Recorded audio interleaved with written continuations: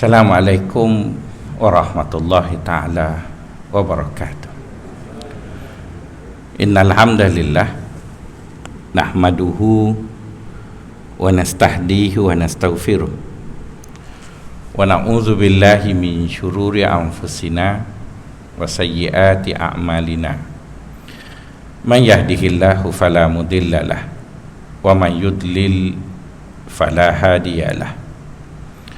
Nashhadu an la ilaha illallah wa nashhadu anna Muhammadan abduhu wa rasuluh. Allahumma ja'alna minal ladzina yastami'una al-qawla fayattabi'una ahsanah. Wa ba'd. Tuan-tuan, puan-puan, sahabat-sahabat yang dikasihi sekalian, sambung lagi dari bicara kita mengenai kitab hikam, dan mengikut apa yang diberitahu oleh Tuan Haji Jani pada saya, kita di hikmah 172 rasanya, kan begitu? 172. Betul pasal riak rasanya. Okey.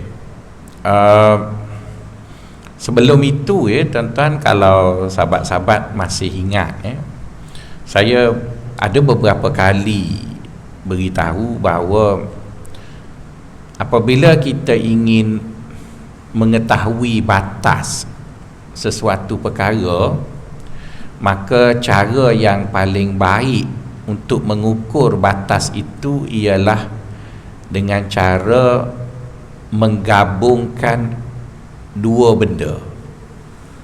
Macam kita nak beli lot tanah hutan, kita tak boleh berpandukan kepada peta itu saja. Biasanya kita akan pergi cari tuan tanah sebelah tanah kita tu.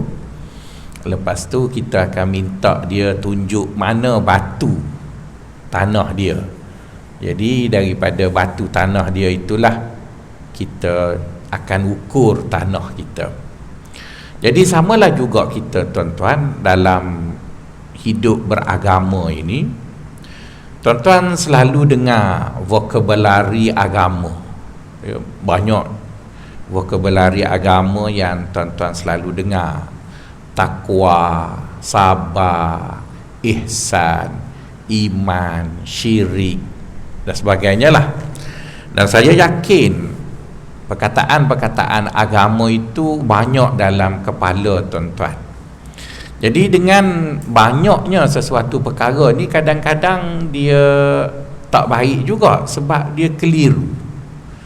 Saya tengok isteri saya selalu beli tudung 2 helai sebulan. Jadi dah PKP ni mau ada kat 50 helai. Bila dia nak pergi bersekolah besok, saya tengok kat tudung dia sama tinggi dengan anak dia, bertimbun. Jadi bila dah terlalu banyak tu, dia tanya saya, besok nak pergi sekolah pakai tudung mana? Allah, dia dah ada setimbun tu, dia tak tahu dah nak pakai yang mana. Jadi saya anggap isteri saya manusia, tuan-tuan pun manusia juga. Kadang-kadang bila banyak sangat satu benda tu, kita pun tak tahu nak susun dia. Jadi untuk menjadikan istilah-istilah agama yang sekian banyak ada dalam fikiran kita tu supaya dia dapat berfungsi dengan baik, maka tuan-tuan cuba padankan mengikut pasangan. Jadi kegagalan tuan-tuan memadankan setiap itu tadi mengikut pasangannya, tuan-tuan menjadikan pengetahuan itu tidak berfungsi. Misalnya tuan-tuan, kita sebut Allah Ta'ala ajar kita berfikir. Allah Ta'ala kata apa? Wa ahallallahu al-bay'a wa harramar riba. Kan Allah halalkan jual beli, dia haramkan riba. Jadi bermaksud Allah suruh kita pasangkan antara berniaga dengan riba. Jadi tuan-tuan nak tahu di mana hujung sempadan berniaga, Jawabnya bermula daripada riba, itu hujunglah sempadan berniaga tu. Jadi kalau tuan-tuan tak tahu di mana mula sempadan riba, maka dikhawatiri perniagaan tuan-tuan itu takut over border, dah pergi ke riba dah, tapi tuan-tuan masih anggap dia berniaga.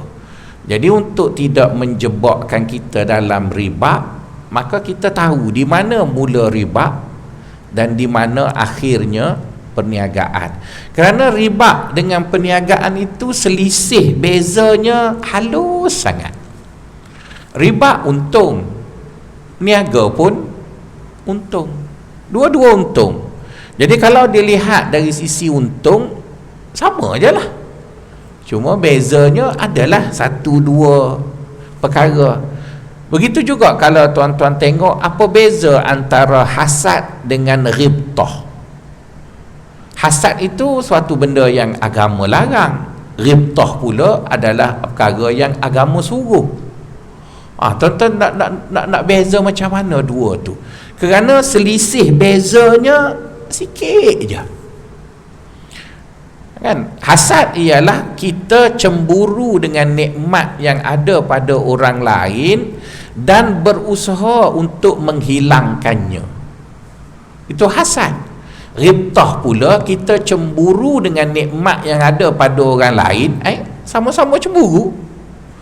Jadi kalau tuan-tuan tak faham, tuan-tuan kata, kawan rasa cemburu kau demo, tua pun sehat lagi. Dosa tu, dosa selalu. Tak lagi, tak dosa pun.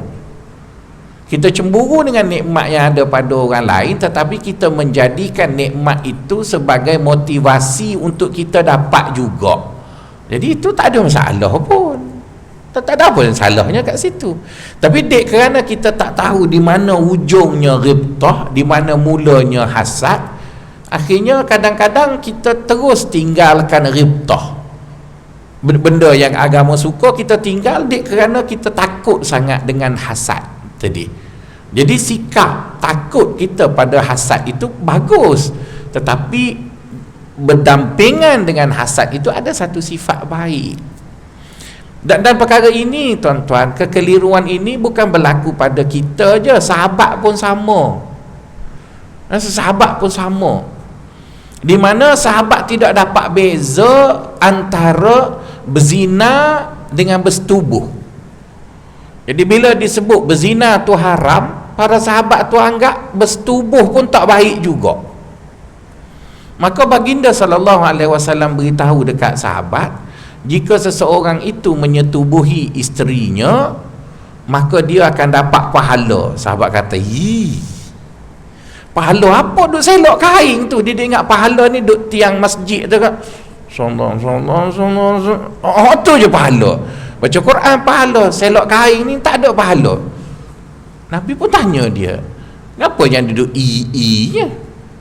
Cuba bayangkan kalau dia pergi buat benda tu dengan bukan bini dia, boleh dosa tak? Boleh. Jadi bermaksud kalau dia buat dengan isteri dia, boleh pahala. Jadi bermaksud tuan-tuan, seolah-olah agama nak ajar kita, untuk kita faham dan praktis agama, kita kena ada dua senarai, yang mana senarai itu kita pasang-pasangkan dia. Kalau sahabat-sahabat masih ingatlah, saya kadang-kadang bila orang nak baca buku ni kan, saya bagus juga macam tuan-tuan. Daripada dulu saya mengajar tuan-tuan, saya tengok hak bawa buku ni ada 4 orang.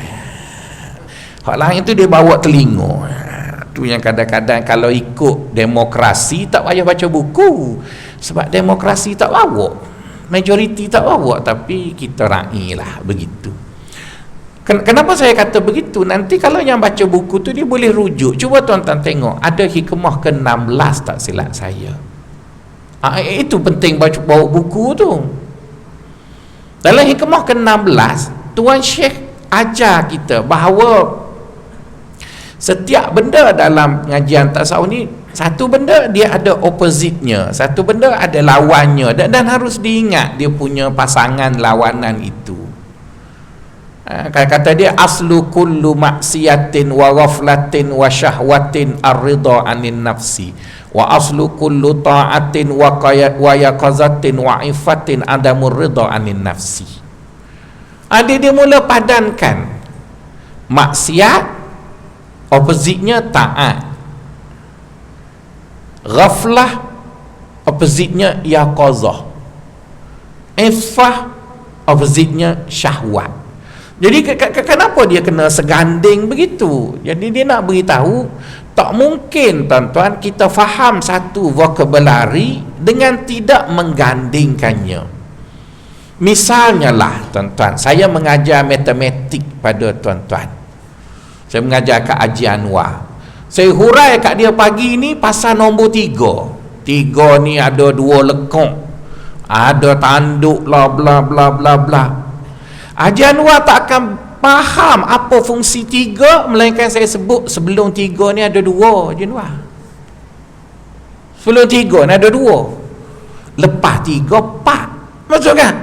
Oh gitu. Kalau saya ada orang lah, dia ada lekuk 2, tanduk begini, ada orang tulis pala kecil, ni besar. Haji Anwar apa bengong, apa besar tu kecil, tu lekuk, tu gemuk. Pokoknya mudah je Haji Anwar. Sebelum 3 2, selepas 3 4. Oh, faham? Mudah je lah. Jadi samalah juga tuan-tuan. Tuan-tuan tak boleh belajar istilah agama tu satu gitu, dia tak jadi. Jadi sekarang bila tuan-tuan faham, Tuan Syekh kita bercakap pagi ni pasal riak, kan? Jadi kebanyakan orang kalau saya tanya dia apa makna riak, dia kata riak show off lah Ustaz. Tuan-tuan, betul ke riak itu show off? Kalau tuan-tuan kata riak itu ialah show off, mari saya baca ayat Quran ni. Tuan-tuan nak kata kan? Allah kata apa dalam Quran? Khuzu zinatakum inda kulli masjidin wa kulu washrabu wa la tusrifu innahu la yuhibbul musrifin. Bila kamu nak pergi ke masjid, apa makna masjid? Tempat orang ramai lah. Kan masjid kan tempat orang ramai. Allah kata bila kamu nak pergi masjid, pakailah pakaian yang cantik-cantik dan bawalah segala perhiasan kamu. Haji Anwar, cuba komen. Tidak show off Kau mana Haji Jani? Show off lah kan. Kalau Allah kata kalau kamu nak pergi masjid, bawalah semua hak buruk. Haji Jani tak bawa Mercedes dia bawa basikal buruk. Tak, Allah tak suruh gitu. Allah kata khuzu zinatakum. Bila mu nak pergi masjid, mu nak pergi tempat orang ramai tu, mu bawalah semua hak mu ada. Jadi kalau Haji Jani bawa Mercedes dia tu, saya pun betul lah. Saya betul nak kata riak ni. Riak apa yang Quran sebut gitu tu tuan-tuan. Quran tu sebut gitu. Jadi bermaksud tuan-tuan, mesti kita beri dengan lebih jelas sehingga kita tahu selisih tu maksudnya pemisah di antara riak yang agama tak bagi kita buat tu dengan satu benda yang dia panggil kita memperlihatkan sesuatu yang baik. Jadi memperlihatkan sesuatu yang baik itu ialah ittikhazuz zinah. Kan dalam Quran sebut wa amma bi ni'mati rabbika fahadits. Wa amma bi ni'mati rabbika fahadits. Adapun dengan nikmat-nikmat Allah yang Allah berikan pada kamu, maka berbicaralah. Kan dulu Haji Anwar letihlah sikit. Sekarang saya nampak dia merah muka tu bukan marah, darah penuh apa. Lepas tu saya tanya, "Mana Haji? Niaga jadi ke?" "Ada, tapi tak boleh nak cerita, riak." Letihlah contoh macam tu. Habis orang tak tahu ni tak boleh buat. Tak boleh nak buat kan? Riak Ustaz. Riak Ustaz. Lepas tu kita pun mula-mula tanya, dia pun cerita juga. Cerita juga tapi riak. Tu nampak warungnya lah. Itu bukan nampak warak, nampak gong maksudnya nampak berasa serupa kita ni kuat agama, tapi tak tahu apa pun. Jadi tuan-tuan, nas-nas agama, misalnya tuan-tuan, sekarang kita mesti duk berbicara pasal Nabi, kan musim Maulid ni kan ada macam-macam lah, semua orang akan bercakap pasal Nabi musim Maulid ni. Kalau tuan-tuan kata riak itu ialah apa-apa aktiviti yang berbentuk show off, kalau hanya memberi definisi riak ialah show off, habis kenapa kita boleh cerita Nabi semaya? Saya tahu mana dia semaya, dia baca Quran, betul kan? Habis tak tahu mana tu. Saya tahu daripada hadis Nabi. Nunjuk juga lah Nabi nya. Sepatutnya kita tak tahu lah kan, sebab dia tak boleh tunjuk. Dia tak boleh tunjuk. Jadi itu menunjukkan kepada kita ada dua benda, sahabat-sahabat. Satu riak yang agama tak bagi, satu lagi kuduah, iaitu contoh yang baik yang memang kita nak kena beritahu, nak kena tunjuk. Jadi tuan-tuan jangan buat definisi mudah. Riak, show off. Jangan kata gitu. Okey, kalau begitu Ustaz nak pakai definisi apa? Setakat yang saya belajar, saya lebih cenderung dengan definisi Imam Al-Ghazali. Boleh tuan-tuan, ingatlah kalau orang tanya riak tu makna apa, kita pakai definisi riak yang dinyatakan oleh Imam Al-Ghazali. Dalam Ihya, Imam Ghazali sebut pasal riak dalam lima bab kecil. Jadi Imam Ghazali kata ar-riak ialah iradatul ibad bi izharit ta'at, kata dia. Iradatul ibad bi izharit ta'at, tujuannya adalah manusia dengan menzahirkan kebaikan. Maksudnya jika kita buat satu-satu benda baik, niat kita tu manusia tahu. Niat kita tu adalah untuk manusia tahu dan manusia beri balasan kepada kita. Tu riak lah. Tapi kalau kita buat benda baik,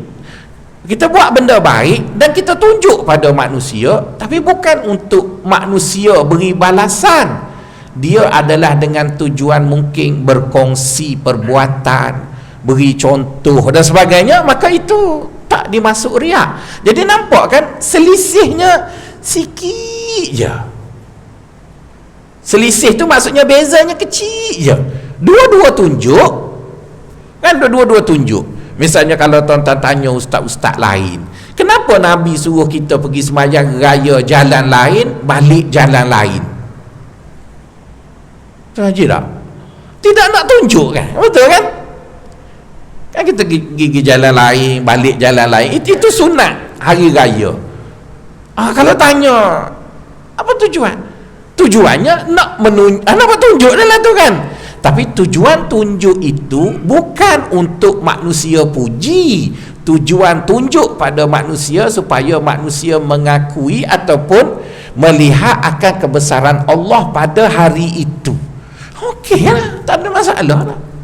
Jadi sebab itu apabila orang kita tersalah faham tentang riak, bila kita pergi haji, orang Melayu lah yang paling pondan kelihatan.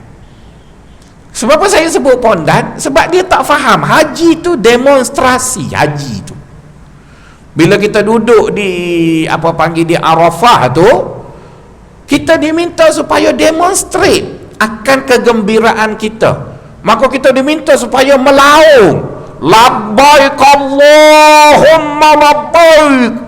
Kat sini kena tangkap. Kat sana tu memang disuruh melaung. Tapi kita takut riak.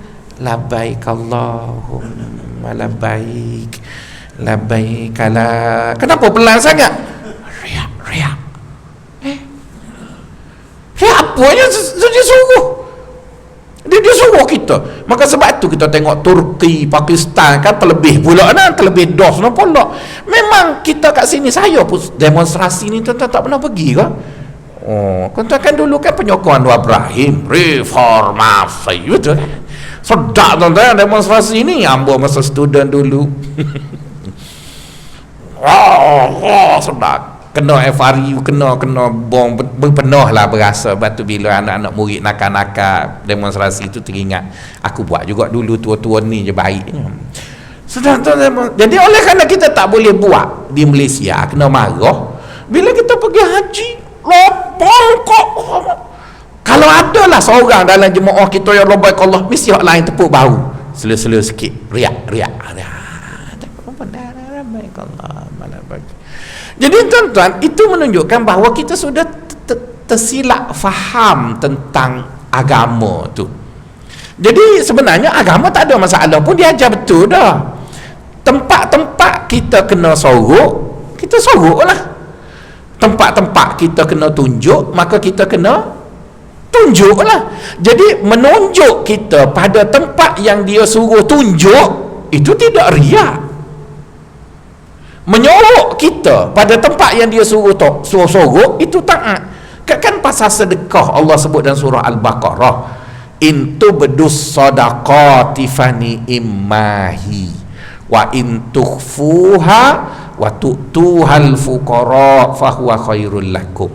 Sedekah itu jika kita tunjuk sebahagiannya, maka ianya baik. Jika kita sorok sebahagiannya juga, dia juga adalah baik.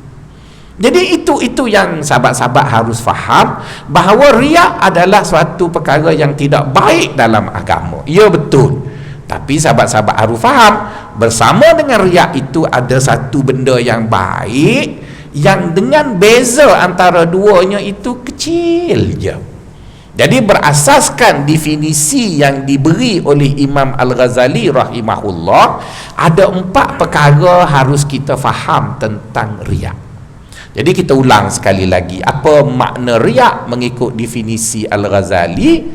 Iradatul ibad biizharit ta'at. Iradatul ibad biizharit ta'at, bertujuan untuk manusia tahu dan manusia itu beri balasan. Sama ada balasan duit, balasan pujian, balasan respect, tak kira lah, yang penting kita buat benda tadi dan beritahu kepada manusia untuk manusia tahu dan beri balasan kat kita. Agama kita nak kita buat satu perkara, beri pada Allah, biar Allah balas. Itu yang dia ajarnya. Tapi tunjuk tu tak ada masalah. Jadi dengan kata lain, bila sebut riak, ada 2 rukun ataupun ada 2 elemen asas dalam pembentukan riak. Pertama ialah tujuannya untuk mendapat manfaat dari manusia. Itu yang paling teras. Yang kedua, kita zahirkan perkara tadi kepada manusia. Jadi kalau sekadar nampak zahirkan kepada manusia, show off, tak semesti riak lagi. Tak semesti riak lagi. Sebabnya semua amalan-amalan baik Nabi dan para sahabat serta orang soleh sampai hari ini kita tahu. Jadi bila kita tahu tu, diberitahulah. Bila diberitahu, kalau kita kata riak ialah show off, riak belakang lah dulu tu. Dan kalau riak tak boleh beritahu. Itu satu. Yang kedua, bagaimana dengan nas-nas agama yang minta kita beritahu? Kan dalam nas agama kan sebut, wa may yu'azzim sya'airallahi fa innaha min taqwal qulub. Sesiapa yang mengagung-agungkan syiar Allah, maka itu adalah daripada ketakwaan. Dan ayat itu ada dalam surah Al-Hajj. Ada surah Al-Hajj itulah. Sebab itu saya kata haji itu demonstrate. Haji itu. Tapi kalau qiyamul lail, janganlah demonstrate. Sebab qiyamul lail tu memang dia suruh kita sorok. Ini qiyamul lail buka habis semua masjid, buat ramai-ramai. Lain pula yang tu dia tak suruh sorok. Yang dia suruh sorok, kita pergi sorok. Yang dia suruh tunjuk. Jadi orang Kelantan panggil terbalik kuk. Tuan-tuan pernah pergi supermarket kan? Bila kita pergi dekat apa panggil untuk tahu harga barang yang tak ada stiker tu, Bila tuan-tuan scan tak keluar tu sebab kod dia terbalik, ya betul kan? Jadi kita lagu tu lah scan ketek apa tak jadi tu, sebab tempat dia suruh kita tak buat, tempat dia larang kita buat. Jadi jangan beragama macam tu tuan-tuan. Jadi oleh kerana itu, untuk mengelak kita salah faham, salah susun, maka balik di rumah nanti cuba buat dua senarai. Satu senarai panjang, kemudian satu lagi vocabulary lain yang dianggap berlawanan antara setiap satu yang sudah ada. Jadi kalau tuan-tuan tak boleh buat macam tu, dia ada masalah dengan praktis nanti apabila kita nak faham tadilah. Okey, pagi ni kita bercakap pasal riak. Kata Imam Al-Ghazali rahimahullah, kata dia riak ini dia macam bohong. Dia macam berbohong. Di mana berbohong itu dia tidak sama tahap dosanya. Berdosa semua, semua berdosa. Tidaklah kata saya kata bohong tu ada yang tidak berdosa, berdosa semua. Tapi dalam soal bohong, dia tidak ada satu level dosa bohong. Misalnya lah ya, saya tanya Haji Anwar, dia duduk depan ni, cuba Haji Anwar beri mengikut nombor level dosa. Saya bagi contoh dosa. Pertama sekali, isteri berbohong dengan suami. Yang kedua, menteri tipu rakyat. Yang ketiga, ustaz tipu jemaah. Yang keempat, jemaah tipu ustaz. Mana nombor satu Haji Anwar?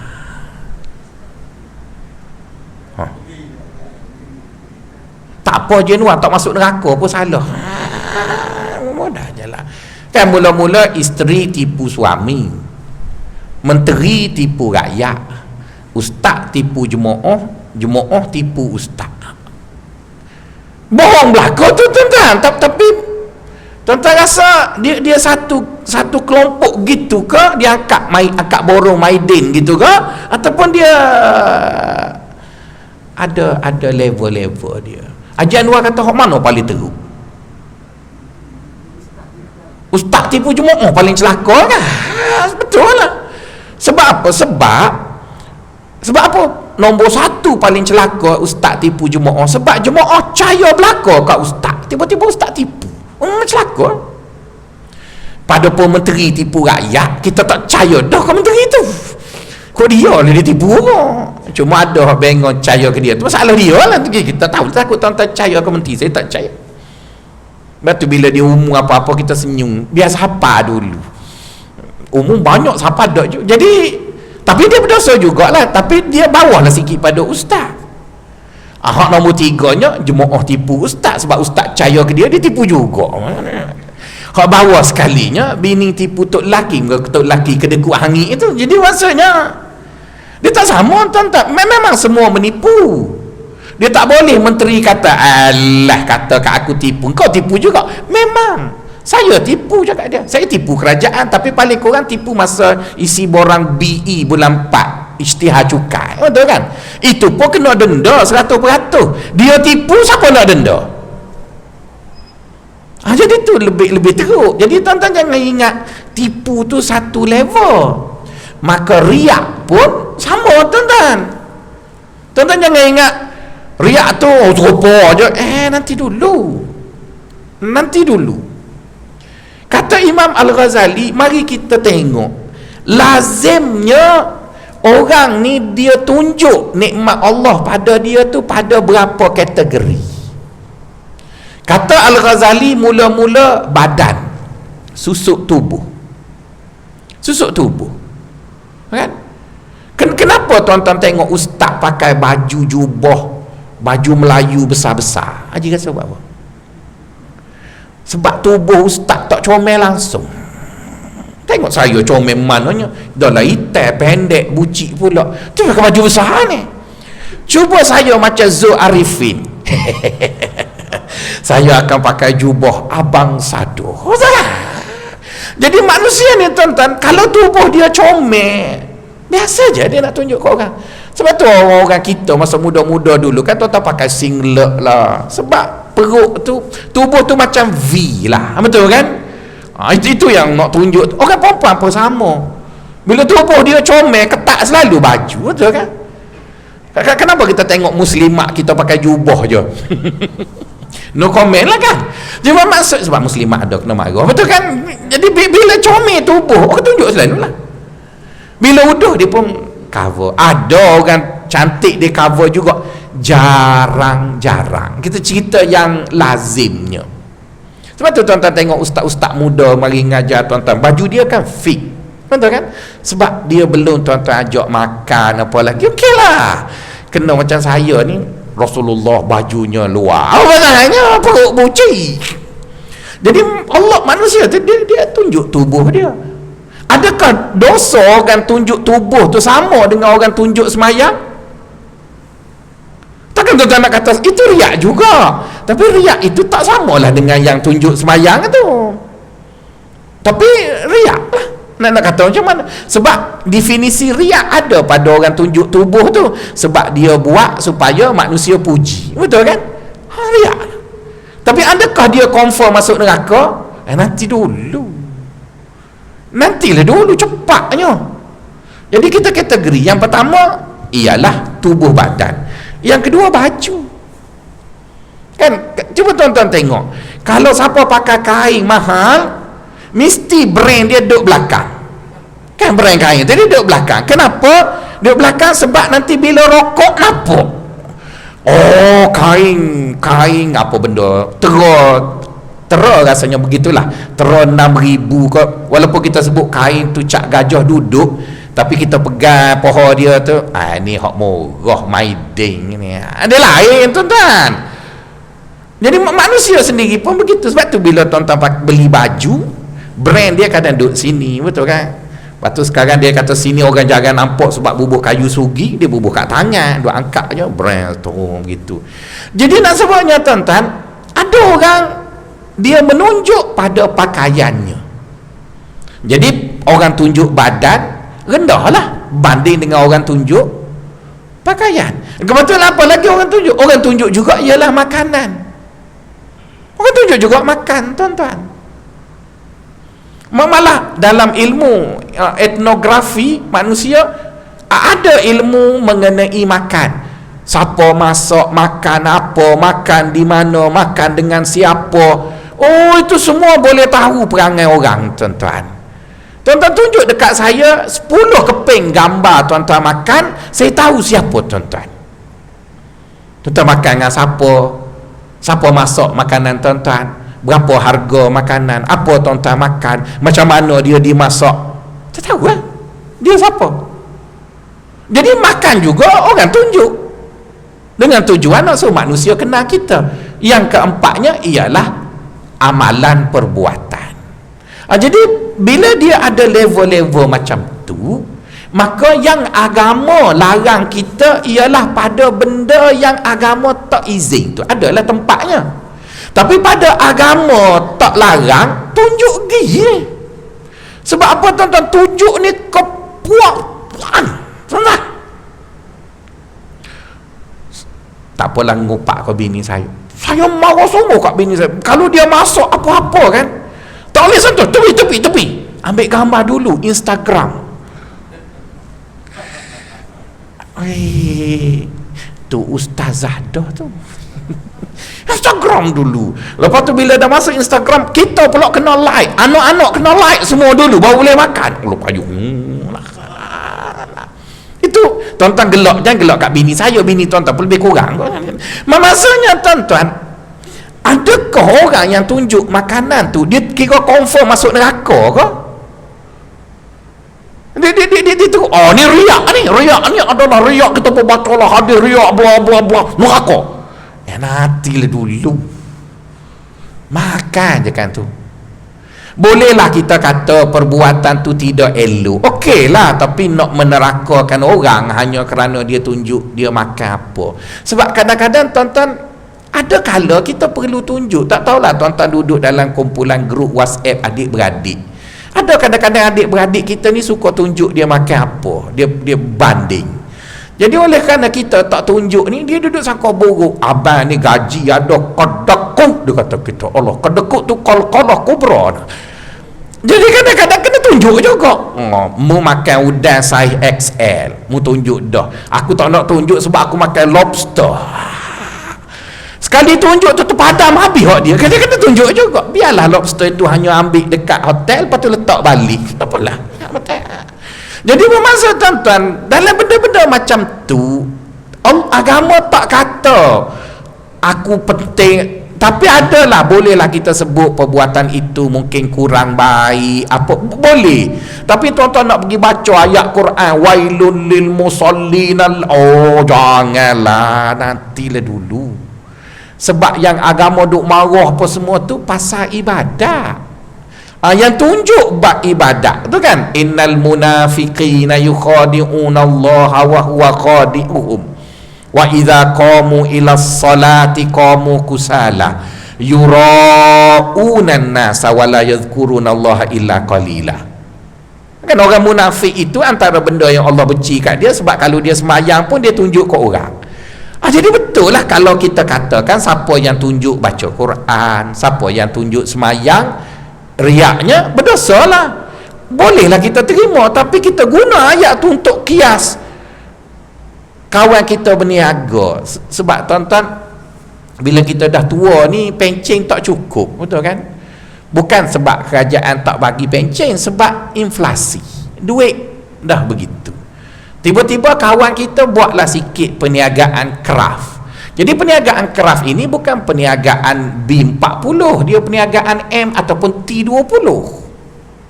Sebab craft tu benda mahal. Misalnya Haji Jani buatlah kecil-kecil kat rumah, beli tepek benda tu gitu. Haji Jani pun tunjuklah dia duduk sama-sama buat dengan isteri. Mestilah dia nak tunjuk dia berniaga tu. Lepas tu Haji Jani pun tulislah ayat Islamik lah sikit, alhamdulillah gitu. Hari ni dapat buat bla bla bla begini. Kita pun balas kat dia, waqala Rasulullah fi hadisin Muslim, sesiapa buat begini itu adalah riak, maka engkau layak di neraka. Kesian kawan tu nak nego. Nego kena tunjuk dah tuan-tuan. Jadi takkan segala benda tunjuk tu neraka belaka. Jadi sebab itu Imam Al-Ghazali kata, yang dikira berdosa itu ialah iradatul ibad bi izharit ta'at, mengharapkan pengetahuan manusia dan balasan dari manusia dengan menzahirkan ibadat. Jadi ibadat tu yang kita kena beringat tu.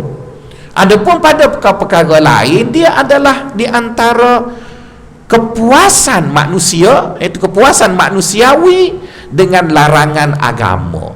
Maka kita diminta supaya bersederhana dalam perkara-perkara yang bukan ibadat. Adapun dalam soal ibadat, kena berhati-hati. Kalau nak tunjuk juga, biarlah ianya dalam konteks kita memberi contoh, itu saja.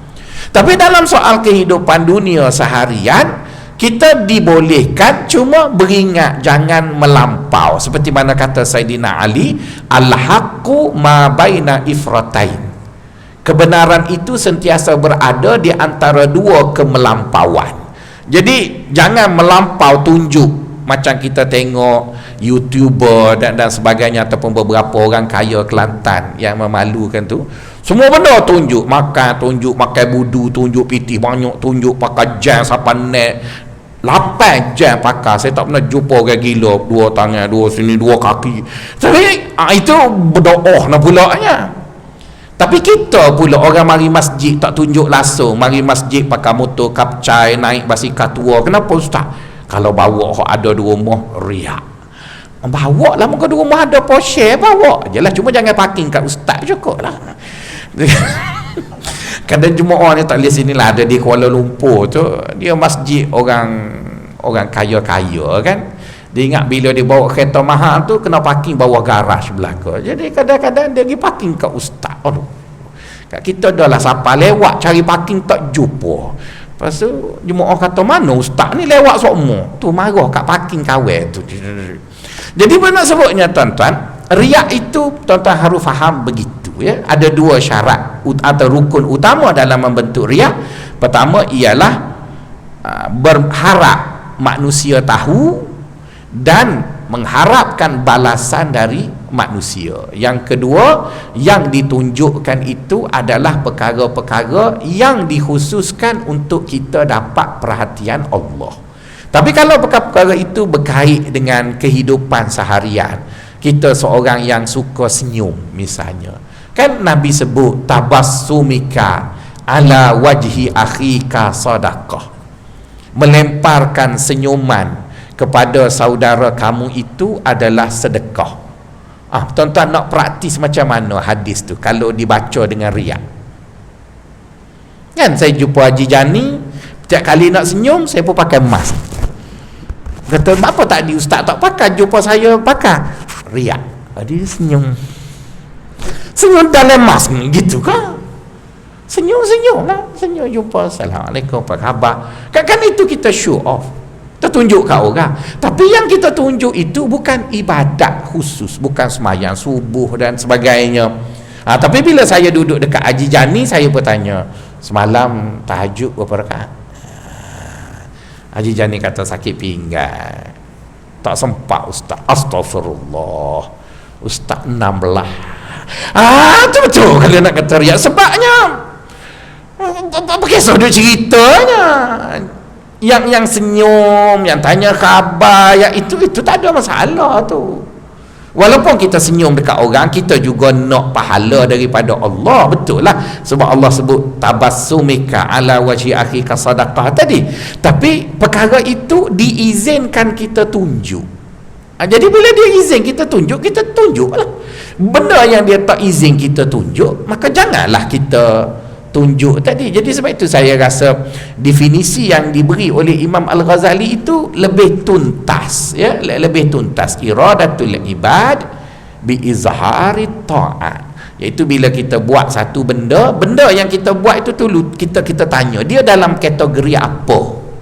Kalau dia dalam kategori ibadat, baca Quran, sembahyang, berzikir, benda-benda yang memang untuk Allah, dibuatnya untuk Allah di antara kita dengan Allah, maka pada ketika itu berhati-hatilah jika kita nak tunjuk kepada manusia, kerana perkara itu terlalu hampir dengan riak tadi, sebab benda itu benda dilarang. Tapi kalau perkara-perkara yang tidak termasuk dalam perkara tadi, itu tak ada masalah lah kita berinteraksi begitu. Seorang kawan saya dan juga penyelia PhD saya, Profesor Dr. Tatiana Denisova, dia orang Rusia, tapi degree dia, first degree, second dan PhD dia mengenai persuratan Melayu. Dia cakap Melayu cukup fasih. Kalau berbicara mengenai manuskrip Melayu, kalau ada apa panggil orientalis, mesti adalah muka dia. Dia dah masuk Islam, dia dulu duduk di UC Melaya, sekarang di UTM Jalan Semarak. Selalulah sembang-sembang dengan dia. Dia kata kami di Rusia tak ada masa nak senyum kat orang, macam robot je jalan. Tapi dia kata mula-mula dia sampai Kuala Lumpur, dia rasa orang Kuala Lumpur ni gila, sebab semua senyum, jumpa senyum, hai apa khabar. Bagi dia mula-mula first expression tu gila, sebab kampung dia tu mungkin gitulah. Ataupun tuan-tuan pernah pergi duduk kat Jerman, orang Jerman kan tak pandai buat lucu, bahasa dia pun bunyi nak gocoh ya. Mana ada lucu orang Jerman gitu. Tapi jangan jumpa orang Itali.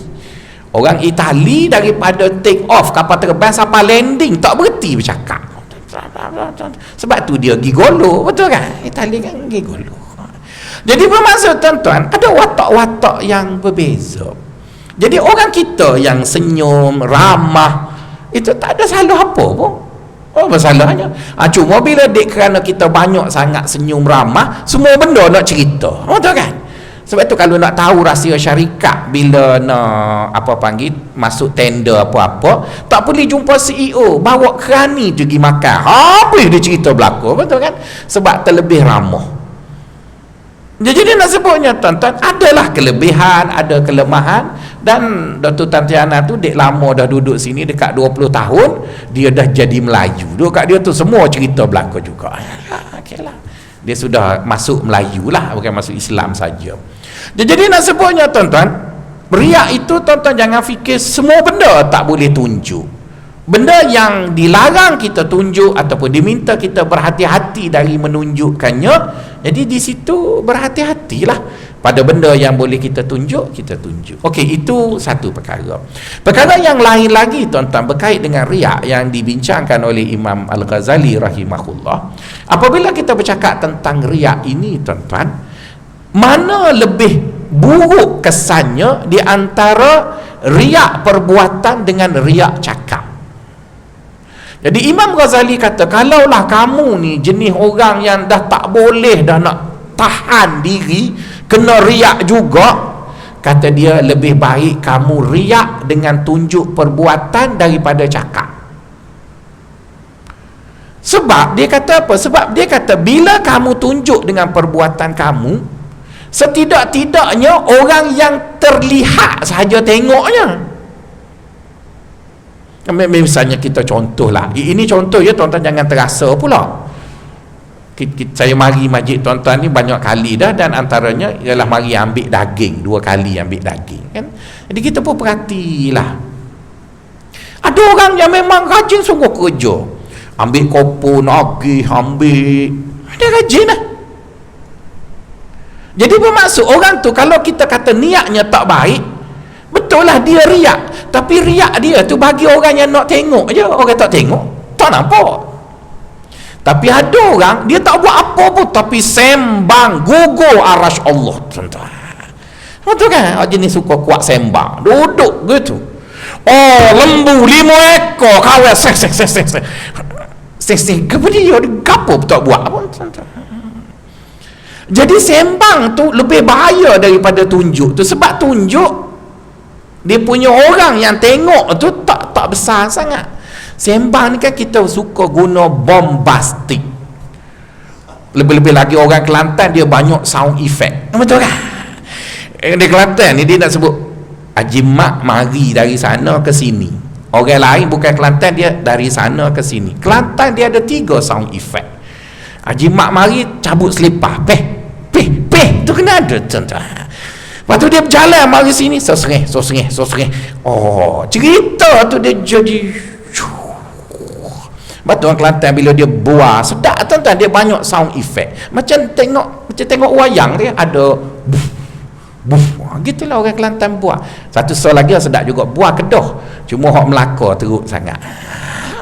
Jadi nak sebutnya tuan-tuan, itu Imam Ghazali kata, sebab itu kalau kita terjebak juga dengan riak, di antara riak bercerita kepada orang dengan riak tunjuk pada orang, kalau nak latih untuk kita kurangkan, dia kata kurangkan yang bercerita dulu. Yang buat tu tak apalah dulu. Bukan kata tak apa dengan makna boleh, tapi nak buat tinggal dua-dua tu payah. Jadi kata dia selesaikan yang bercerita tu dulu. Sebab itu kita ada baca dalam hikmah dalam 2 tahun yang lalu, kalau sahabat-sahabat masih ingat, kata dia la amalun arja lil kubuli min amalin yaghibu anka syuhuduhu. Tidak ada satu amalan yang lebih besar potensi diterima Allah, ialah amalan yang bila kamu buat kamu terus lupa. Jadi kenapa agama suruh kita lupa? Mungkin kita kata, buat suruh lupa, nanti balik akhirat kan rugi, tak kira kan? Jangan risau. Ma yalfadhu min qaulin illa ladaihi raqibun atid. Apa yang kita buat adalah orang lain yang tukang catat, jadi tak payah catat pun. Kalau tuan-tuan pergi ke 7-Eleven, dia setiap minggu ada pekerja terbaik, betul kan? Jadi janganlah mana-mana accountant pencing yang duduk kat masjid ni dia buat senarai jemaah paling banyak pahala. Janganlah buat macam tu. Dia bubuh Haji Jani pahala minggu ini 3 juta, betul kan? Tak payah, tuan-tuan. Ada rakib atib yang catat. Jadi kata orang tasawuf, sudah buat tu lupalah. Kenapa bila kita lupa? Bila kita lupa, kita duduk dengan kawan-kawan, dia tak jadi subjek untuk diperbincangkan. Kita cerita lah, ialah apa khabar, nampak nama, ingatkan 3 penjuru tak berlaku, nampaknya 3 penjuru juga di Melaka. Itu lebih baik daripada duduk cerita semalam sakit pinggang sungguh. Betul, sebab apa sakit pinggang? Oh, tak sakit apa, 38 rakaat tahajud. Dia mula dengan sakit pinggang, tak suruh orang tanya. Kalau dia mula dengan tak tanya, tak bombastik cerita. Kalau dia mari kawan 38 nampak teruk sangat, dia mula sakit pinggang. Bila lagi sakit pinggang? Lama dah, 3 bulan dah. Bapa jadi 3 bulan sakit pinggang. Yalah, sejak 3 bulan lagi dok main 38 rakaat malam-malam. Jadi manusia tu kan tuan-tuan, bila dia cerita dia suka bombastik. Dan kita semua tahu dalam ilmu linguistik 4 benda mempengaruhi ayat tu. Kita sebut satu ayat biasa je, misalnya kita sebut perkataan abang. Mana lain? Abang. Tu yang orang tua suka pergi kedai Mek Kelantan tu. Abang juga, dia buang ng, dia bubuh i, lepas tu dia bubuh ma'arik lisukun. Abang juga. Abang nak makan apa? Abang je. Jadi bermaksud tuan-tuan, intonasi, tanda baca, ya, situasi, dia akan menjadi benda itu lebih besar kesannya. Jadi sebab itu kata Imam Ghazali, baik tunjuk dari bercakap. Baik tunjuk dari bercakap. Tapi janganlah tuan-tuan guna ayat saya ni pula, kalau gitu kita riak tunjuk. Bukan. Sebab itu saya sebut riak itu dia banyak level. Jadi sekarang tuan-tuan dah dapat fahamlah sikit bahawa kita dapat tahu bahawa di antara riak itu dia ada yang dekat dengan dia semacam riak, tapi bukan riak. Itu satu, tuan-tuan faham. Yang kedua, riak itu ada banyak jenis. Ada pada fizikal kita, makanan kita, pakaian kita dan sebagainya. Tapi yang paling dilarang ataupun yang menjadi fokus utama kita larang adalah berkait dengan amal ketaatan yang kita buat terhadap Allah Azza wa Jalla. Tapi kalau benda-benda yang tidak berkait dengan benda itu, eloklah kita kurangkan. Tapi tidak salah jika pada hal-hal tertentu kita perlu tunjuk. Saya tak tahulah tuan-tuan, kadang-kadang dalam grup adik-beradik kan, bila kita bagi duit dekat mak ayah, kita kononnya nak ikhlas gitu. Jadi bila kita nak ikhlas, kita tak pernah tunjuk resit transfer. Kadang-kadang adik-adik kata, oh abang bunyi ceramah sana sini, buat baiklah kepada ibu bapa, tak pernah duit pun kemuk. Nak kata kawan, jadi kita tak nak beritahu, tapi duduk ngopak semua tu, kita pun print out semua tok situ 16 tahun dah beritahu. Jadi barulah senyap sikit. Sebab bila kita tak beritahu, kadang-kadang umpatan itu menghakis kasih sayang, kita pun prajudis dan sebagainya. Jadi adakah itu riak yang dilarang? Tak, dia dalam bentuk yang khusus, mungkin nak bagi contoh dan sebagainya. Jadi oleh kerana itu tuan-tuan jangan begitu mudah memahami riak itu ialah tunjuk pada orang, kerana banyak nas-nas yang menyebutkan bahawa ada tempat agama minta kita tunjuk, tetapi tunjuk itu bukan tujuan untuk mendapat pujian, bukan mendapat pengakuan daripada manusia. Sebaliknya kita buat dengan tujuan kerana Allah, tapi ada tujuan sampingan untuk mengajar, untuk memberitahu dan sebagainya. Jadi itu maksud riak. Itu yang seterusnya Tuan Syekh sebut dalam kitab kita ni pagi ni, kata dia nak habis dah baru baca dia punya hikmah. Urai dulu, baca kemudian ya. Kata dia, istishrafuka an ya'lamal khalq bikhususiyatika dalilun ala adami sidqi fi ubudiyatika. Maksudnya kata dia, kamu berusaha supaya manusia yang tak tahu tu tahu mengenai kerajinan kamu, maka itu menunjukkan memang kamu telah cacat sebagai seorang hamba Allah. Jadi maksudnya Tuan Syekh nak beritahu pada perkara yang lebih halus. Kata dia, kadang-kadang bila kita buat baik, kita tak berniat pun, tapi orang nampak. Misalnya kita tengok ya, kalau lepas solat maghrib, walaupun tuan-tuan sudah duduk jarak di atas sejadah masing-masing, tapi dia jadi terbeat, lepas sudah semayang mesti cari tiang, tu kan, lari. Apa makna tu tuan-tuan? Antara makna yang boleh kita faham ialah kita tak nak manusia nampak sangat kita ni solat sunat, tu je. Kalau kita nak suruh manusia nampak, kita suruh tu imam kata, tepi sikit, amat nak semayang depan ni lah. Tapi dia, kerana kita tahu bahawa itu ibadat, dan kita pun tak mahu manusia tahu, seboleh-bolehnya. Tapi takkanlah nak buat sita, melainkan orang VVIP adalah bilik ni ada sekali ada masuk dalam 2-3 orang, mungkin orang khusus ke siapa-siapa boleh masuk. Maksudnya mungkin masjid adalah bilik khusus, bolehlah sorok. Tapi kerana masjid tu terbuka, kita pun cubalah mengelak sedikit. Jadi bermaksud kita bukan nak riak dah pun, tapi kita kena ingat mata-mata yang ada ni dia tengok. Haji tu duduk sini, haji ni duduk sini, haji atas mayang sini, dia tahu je. Sebab tu bila ada orang meninggal dunia, saya tak kenal nama tuan-tuan, tapi saya tahu tempat tuan-tuan lock parking tuan-tuan.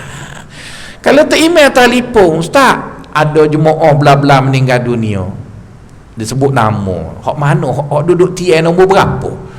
Dia kata, ustaz perasan tak duduk tiang nombor 3, hak duduk suka ngelok kat orang. Ingat. Itu menunjukkan bahawa sudah ada satu nurani yang baik, bahawa kita tak naklah orang nampak semua baik kita tu. Tapi tuan-tuan kena ingat, bila kita buat baik, Allah Azza wa Jalla yang tengok kita buat baik tu, dia nak suruh kita gembira, dia gerakkanlah hati kawan-kawan kita tengok kita bukan nak tunjuk, orang tengok. Jadi beza sangat tuan-tuan, tunjuk dengan orang tengok. Nanti orang tengok, biar dia tengok lah. Dan nampak macam mana? Jadi kata Tuan Syekh, kita dah sorok, tapi orang tahu juga, itu bukan suatu yang salah. Itu ialah Allah suka dekat kita, dan dia gerakkan orang lain untuk mengakui kebaikan dan ketaatan kita. Tapi kata dia, ada setengah orang, bila dia dapati orang dah tak tengok dia cuba tarik perhatian. Ini cerita gelagak di masjid lah. Tuan-tuan jangan tanya masjid mana. Ada seorang jemaah tu, saya pun tak tahulah, sebab bila sembang-sembang masa makan nasi lemak, kita pun sebutlah nama dia. Orang nampak tak berapa minat dengan dia, tak macam tak endah. Cuma saya perasan dia akan datang untuk solat subuh, lazimnya dekat-dekat nak iqamat.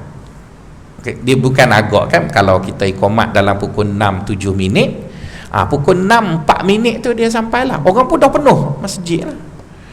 Saya pun heran, dia bawa kunci rumah macam kunci harta karun. Sedangkan dia datuk, takkan datuk jaga, betul kan? Kalau jaga tu menasabah lah. Datuk ni biasa dia tak bawa apa, sebab kereta dia pun tak ada kunci, dia masuk je on, itu baru taras datuk, betul kan gitu. Ataupun dia pakai fingerprint dan sebagainya lah, begitulah. Lalu dia bawa sejeguk begitu, dia masuk masjid, orang semua duduk nak tunggu, dia pun capok kunci, boom, gitu pun. Dia pun Allahu Akbar, semuanya tengok ni tuan-tuan. Lazimnya kita kalau sembahyang sunat, kita cari, ni kan orang sini kan baik-baik, lazim dia carilah lagi.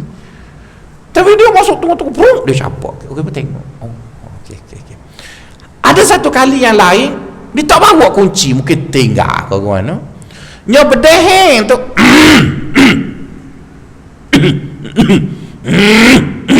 Allah sepolekak.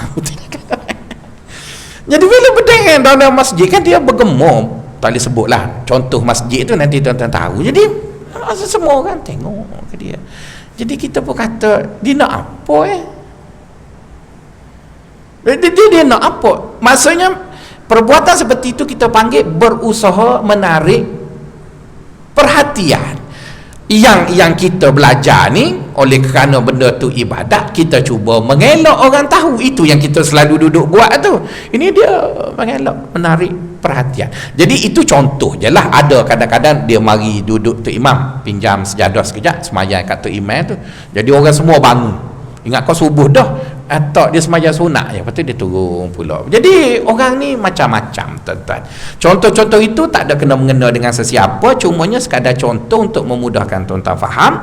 Jadi kata dia, jika seseorang itu sengaja mencari dan menarik perhatian orang supaya orang yang sepatutnya tak tahu itu menjadi tahu, seperti mana yang kita tengok orang duduk buat YouTuber dan sebagainya tu, maka perbuatan seperti itu menggambarkan bahawa perhambaan kita kepada Allah itu sudah tercalar dan tidak sepatutnya dilakukan sedemikian.